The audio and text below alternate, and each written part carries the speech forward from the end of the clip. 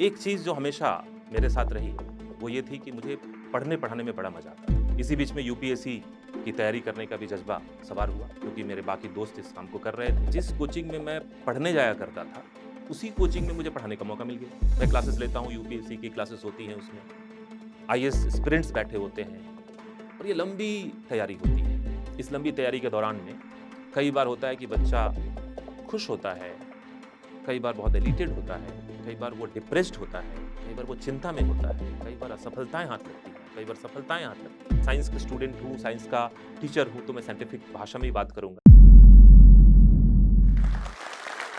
नमस्कार, मेरा नाम रितेश आर जायसवाल है। मैं संस्कृति आईएएस जो दिल्ली में स्थित है, उसका वन ऑफ द डायरेक्टर और फाउंडर हूँ और मैं यूपीएससी के लिए साइंस टेक और एनवायरनमेंट की क्लासेस लेता हूँ। साथ में मैं मॉक इंटरव्यू पैनलिस्ट भी हूँ।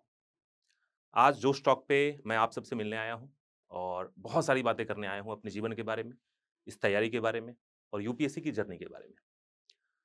मैं बिहार के बहुत ही छोटे से गाँव से आता हूँ, मेरा जन्म वहीं हुआ, मेरी परवरिश वहीं हुई और 10th तक की जो शिक्षा-दीक्षा है, एजुकेशन है, मैंने उसी गाँव के एक छोटे से सरकारी स्कूल में लिया, जो पूरी तरीके से हिंदी मीडियम का था। दादाजी मेरे किसान थे, थोड़े से बिज़नेस में भी थे। पिताजी मेरे किसान कम थे, बिज़नेस में ज़्यादा थे। लेकिन पिताजी की बड़ी इच्छा थी कि उनके बच्चे पढ़ें और आगे बढ़ें। उन्होंने बड़ी शिद्दत से हम सबको पढ़ाया। मेरी दादी माँ, जो बहुत ही स्पिरिचुअल महिला थी, उन्होंने इस पढ़ाई पे पूरा भरपूर ध्यान दिया। दादी माँ का बहुत छाप है मेरे जीवन पे और शायद इसीलिए मैं वहाँ से निकल पाया। अपने गाँव से निकल के मैं अपने डिस्ट्रिक्ट आया, वहाँ से मैंने 12th किया। डिस्ट्रिक्ट से निकल के मैं अपने स्टेट के कैपिटल पटना आया, वहाँ से मैंने ग्रेजुएशन की और फिर ग्रेजुएशन करने के बाद समझ में नहीं आ रहा था क्या किया जाए। परिवार की माँग थी, समाज की माँग थी कि वापस लौटकर और परिवार का हाथ बटाया जाए, चीज़ों को आगे लेके जाया जाए। एक बिज़नेसमैन कम्युनिटी में होने के नाते अपेक्षा ये थी कि मैं आऊँ और एक फैमिली बिज़नेस को रन करूँ। किसी तरीके से पिताजी राज़ी हो गए कि दिल्ली घूम आओ, 6 महीने रह के आओ, दोस्तों से मिल के आओ, क्योंकि बहुत सारे दोस्त पहले ही दिल्ली आ चुके थे। तो 6 महीने की अवधि के लिए मैं दिल्ली आया और यहाँ पे आने के बाद मैंने दिल्ली यूनिवर्सिटी में एंट्रेंस दिया और एंट्रेंस देने के बाद पीजी में एडमिशन हो गया मेरा। उसके बाद फिर वापस जाने की ज़रूरत नहीं पड़ी। एक चीज़ जो हमेशा मेरे साथ रही, वो ये थी कि मुझे पढ़ने-पढ़ाने में बड़ा मज़ा आता था। पटना में जब मैं रहता था, तो मेरे साथ मेरे छोटे भाई-बहन थे, क्योंकि मैं परिवार का सबसे बड़ा लड़का था और एक बड़े लड़के होने के नाते ज़िम्मेवारी ये थी कि छोटे भाई और बहनों, सबको साथ रखना और उन सबकी पढ़ाई में उनकी मदद करना। तो शायद पढ़ने-पढ़ाने की लत वहीं से लग गई, क्योंकि उनको पढ़ाना भी मेरा ही काम था। और फिर दिल्ली आने के बाद भी घूमते-घूमते कहीं न कहीं आस-पास में किसी कोचिंग इंस्टीट्यूट पे नज़र पड़ गई और वहाँ पे मैथ्स के टीचर पहले से थे, साइंस के टीचर की ज़रूरत थी। मैंने जाके कहा कि सर मैं साइंस पढ़ा सकता हूँ, मैं पढ़ाना चाहता हूँ। ये कोचिंग 11th-12th और मेडिकल इंजीनियरिंग का हुआ करता था। वहाँ मैंने साइंस पढ़ाने की शुरुआत कर दी और फिर अपनी पढ़ाई जारी रही, पढ़ाना भी जारी रहा। इसी बीच में यूपीएससी की तैयारी करने का भी जज़्बा सवार हुआ, क्योंकि मेरे बाकी दोस्त इस काम को कर रहे थे। तो उनको देखते हुए मैं भी इस तैयारी में आ गया। लेकिन तैयारी में आने के बाद मुझे पढ़ना थोड़ा कम पसंद था और पढ़ाना थोड़ा ज़्यादा पसंद था। तो अब घटना ऐसी घटी जीवन में कि जिस कोचिंग में मैं पढ़ने जाया करता था, उसी कोचिंग में मुझे पढ़ाने का मौका मिल गया और बड़ा ही वो दिलचस्प वाक़या रहा, क्योंकि जिस क्लास में मैं पढ़ रहा था, उसी क्लास में मैं पढ़ा रहा था। तो ये पहली क्लास जो मेरी हुई, वो बहुत ही दर्दनाक हुई, क्योंकि वो बच्चे जो स्टूडेंट थे, वो मुझसे या तो बड़े थे या मेरी उम्र के थे। वो उन्होंने एक्सेप्ट नहीं किया उन्होंने कि ये कैसे पढ़ा सकता है।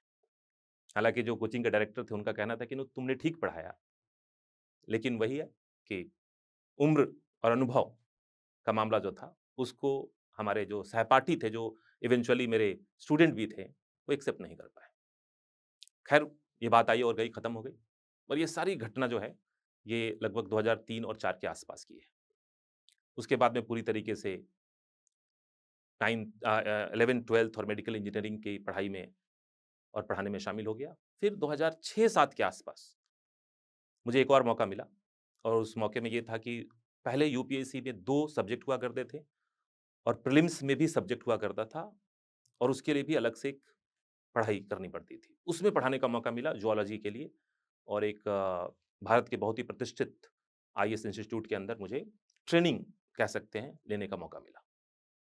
और फिर मैंने वहाँ पे 2007 से लेके लगभग 2011 तक पूरा काम किया, भरपूर काम किया। 2011 में जब यूपीएससी का पैटर्न चेंज हुआ और जब सब्जेक्ट हट गया, तो एक समय ऐसा लगा कि अब मैं क्या करूँगा? क्योंकि प्रीलिम्स में सब्जेक्ट तो है ही नहीं और मैं वही एरिया पढ़ाता था। और जीएस की वेटेज बढ़ी, लेकिन जीएस के वेटेज में मेरा जो एरिया था, जिसको science and technology and environment कहते हैं, ऐसा लगा कि उसकी भूमिका बड़ी कम होने वाली है। लेकिन फिर भी मैंने एक डिसीजन लिया कि मैं साइंस टेक एनवायरनमेंट जीएस के लिए पढ़ाऊँगा और जहाँ ज़रूरी होगी वहाँ जाऊँगा और पढ़ाऊँगा। एज़ ए फ्रीलांसर मैंने अपनी शुरुआत कर दी। बड़ी असमंजस की स्थिति थी, डर की स्थिति थी, संकट की स्थिति थी कि भई इतने काम होंगे कि नहीं होंगे, पढ़ाने के मौके मिलेंगे या नहीं मिलेंगे। लेकिन मुझे लगता है कि 2011 के बाद से मुझे एक दिन ऐसा नहीं हुआ जहाँ मुझे बैठना पड़ा हो। कहीं न कहीं क्लासेस होती ही थी। दिल्ली, बैंगलोर, हैदराबाद, चेन्नई, त्रिवेंद्रम और कई तमाम ऐसे साउथ इंडिया के शहर, वहाँ पे मेरी क्लासेस होने लगी। आप लोगों में से कई लोगों को ये लगता होगा कि ये कौन-सी बड़ी बात है?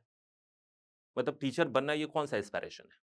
बनना है तो आईएएस बनो, आईपीएस बनो, साइंटिस्ट बनो, कोई सरकारी ऑफिसर बनो।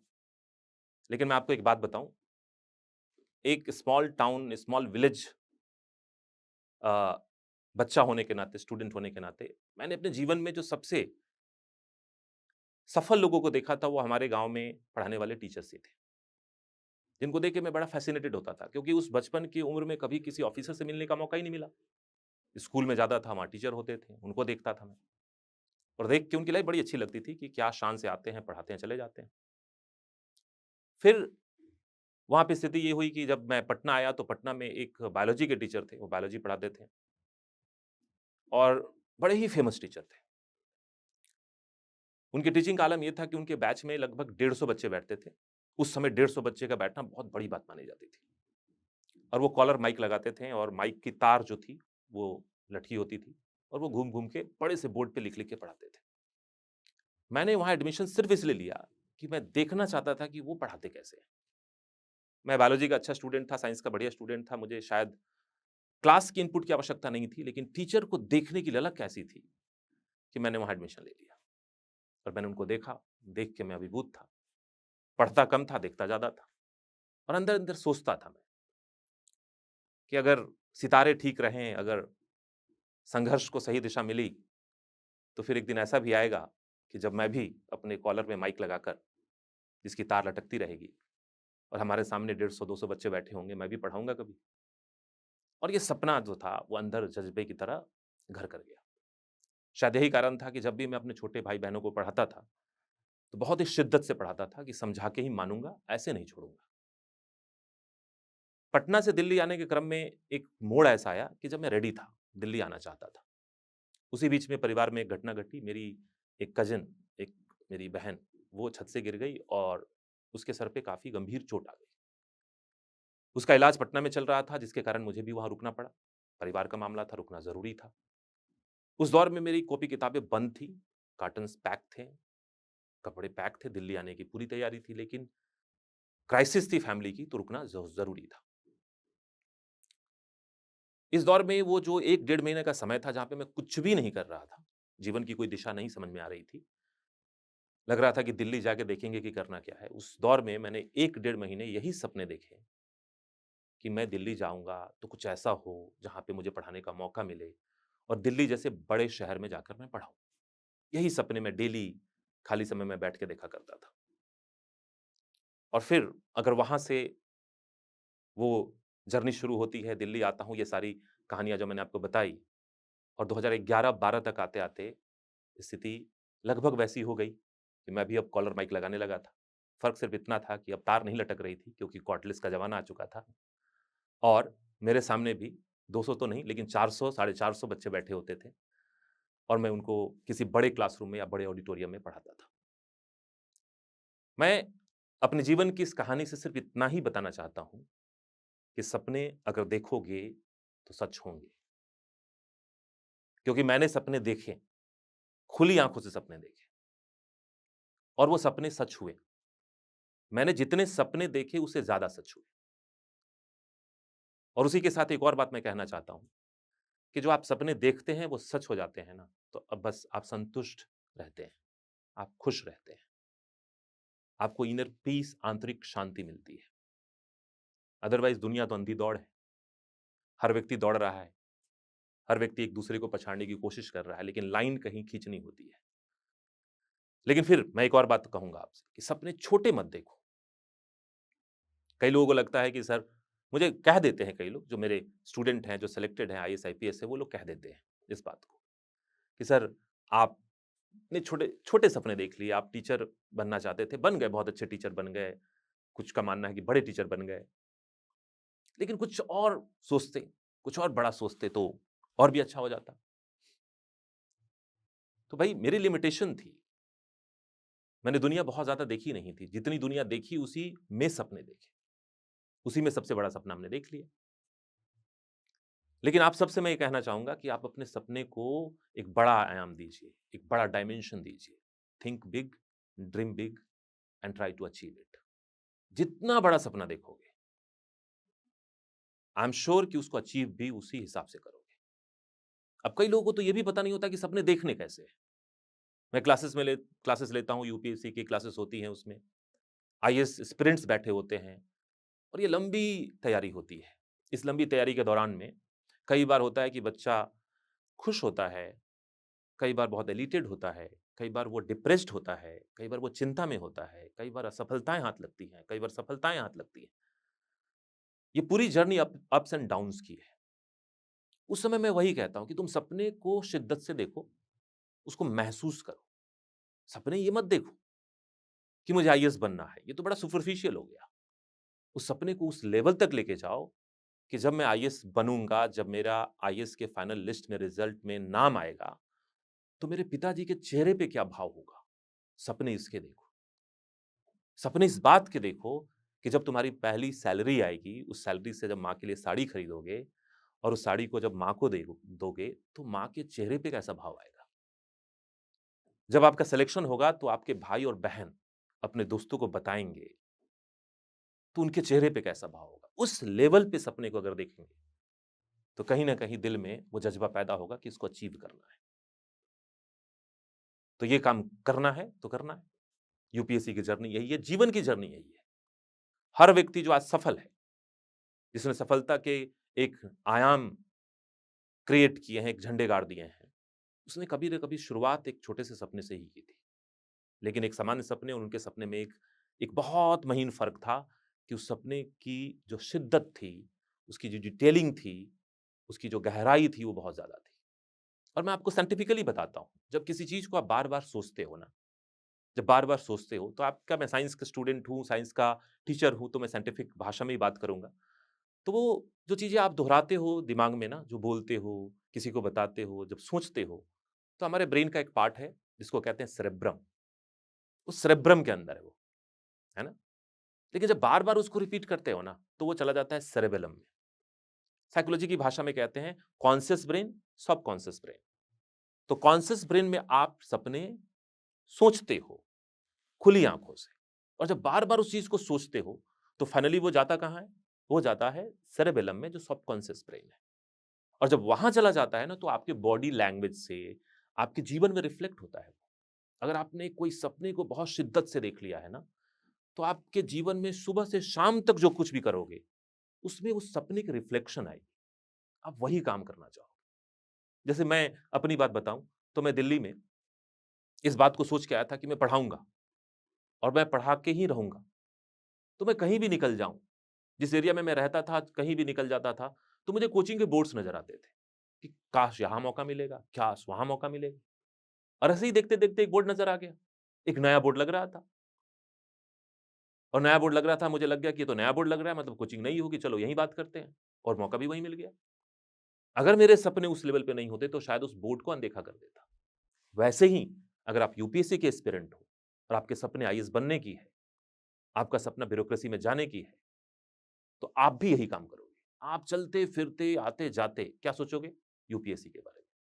आपको क्या दिखाई देगा? आपको न्यूज़ में भी ऐसे न्यूज़, ऐसे करंट अफेयर्स दिखाई देंगे जो यूपीएससी के लिए इंपॉर्टेंट है। आप यूट्यूब में जब सर्च करोगे तो आपको सर्च में क्या दिखाई देगा? आपको दिखाई देगा कि आप यूपीएससी कंटेंट ही आपके सर्च में ज़्यादा दिख रहे हैं क्योंकि आप उस पे ज़्यादा क्लिक करते हो। सपने को उस लेवल तक लेके जाओ। हाँ, यहाँ पे एक और बात है कि अगर आपके इंस्टाग्राम फीड में और यूट्यूब के रील में और उसके शॉर्ट्स में ये कम दिखते हैं और बाकी मामले ज़्यादा दिखते हैं, तो कहीं न कहीं सपनों में थोड़ी-सी वायरस वायरस लग गई है, उसको ठीक करनी पड़ेगी। है कि नहीं? तो वो रिफ्लेक्ट होगा और होता है, राइट? तो मेरा आशय यही था कि मैं आप सबको बताऊँ कि सपने देखना बुरी बात नहीं है। डिटेल्ड सपने देखो, बड़े सपने देखो और फिर देखो वो पूरा कैसे होता है।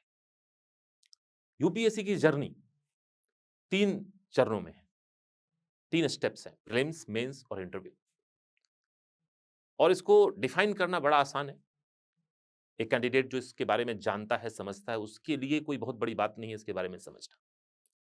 प्रीलिम्स का मतलब होता है कि यूपीएससी में लगभग 6 से 8 लाख लोग फॉर्म भरते हैं, हर साल। और फाइनल सिलेक्शन 1000 का होना होता है, लगभग 1000। 8 लाख लोगों ने फॉर्म भरा, 1 लाख का सिलेक्शन हुआ। 1000 का सिलेक्शन हुआ, सॉरी। तो 8 लाख लोगों ने फॉर्म भरा और 1000 लोगों का सिलेक्शन फाइनल में होता है। तो यूपीएससी सिंपल सी बातें कहती है कि हम क्या करेंगे, प्रीलिम्स एग्जामिनेशन लेंगे जिसमें हम सिर्फ सीरियस कैंडिडेट को छांट कर अलग कर लेंगे ताकि उनको रियल एग्जामिनेशन यानी कि मेंस के एग्जामिनेशन में बिठा पाए। प्रीलिम्स जो है वो सिलेक्शन की प्रोसीजर नहीं है, वो एलिमिनेशन है। उसमें हम सीरियस कैंडिडेट को छांट लेते हैं, यूपीएससी छांट लेती है। और उसके लिए वो क्या करती है, उसके लिए प्रीलिम्स का एग्जामिनेशन होता है, उसमें ऑब्जेक्टिव क्वेश्चंस आते हैं, मल्टीपल चॉइस क्वेश्चन जिसको बोलते हैं। आप उस क्वेश्चन को पढ़ते हैं, उसमें से सही आंसर का चुनाव करते हैं, आप उसको सेलेक्ट करते हैं और फाइनली फॉर्म आप जो आंसर शीट है उसको जमा कर देते हैं।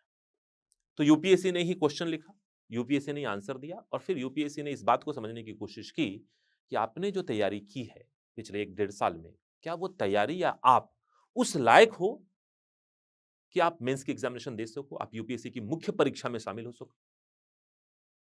प्रीलिम्स अगर आपने क्लियर कर लिया तो बहुत अच्छी बात है, उसमें कोई रैंकिंग नहीं होती, कुछ नहीं होता, जस्ट क्लियर किया, दैट्स इट। यानी you are suitable to write the main examination, that's it. Now in the next step, that is the main step, that is why it is called main examination. उस main examination में आपके detailed आपकी testing की जाएगी, आपके सामने question होगा और फिर आपके आंसर आपको लिखने पड़ेंगे उसमें। अब लिखने में क्या है ना, आपको अपना एनालिटिकल स्किल दिखाना है कि आपकी अंडरस्टैंडिंग क्या है, आपका एनालिसिस पावर क्या है, आप किसी सब्जेक्ट के बारे में कितनी समझदारी रखते हो, उसको कितने अच्छे से प्रेजेंट कर सकते हो। मेंस एग्जामिनेशन में ये सारी चीजें वो आपसे जानना चाहते हैं और अगर आपने इन सारे जो इसके स्टैंडर्ड्स हैं उसको पूरा कर लिया और नंबर आपके अच्छे आए तो फिर आपका सिलेक्शन मेंस के लिए होगा और फिर तीसरी और अंतिम पड़ाव की आप तैयारी करते हैं जिसका नाम है पर्सनालिटी टेस्ट। इंटरव्यू कह देते हैं अमूमन उसको, लेकिन वो है पर्सनालिटी टेस्ट।